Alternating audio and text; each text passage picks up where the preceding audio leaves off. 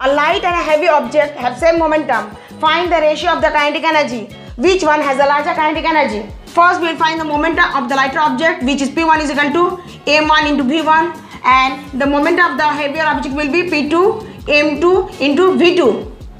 We know from above that P1 is equal to P2 and m1 is less than m2 because m1 is lighter than m2. So v1 is greater than v2.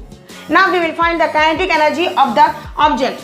Kinetic energy means half mv squared. So kinetic energy of the lighter object will be half m1 v1 squared, but we know that m1 v1 is equal to p1, so we can write half p1 into v1. Again, kinetic energy of the heavier object is half m2 v2 squared, but m2 v2 is equal to p2, so we can write half p2 into v2. Now we will find the ratio of the two kinetic energies.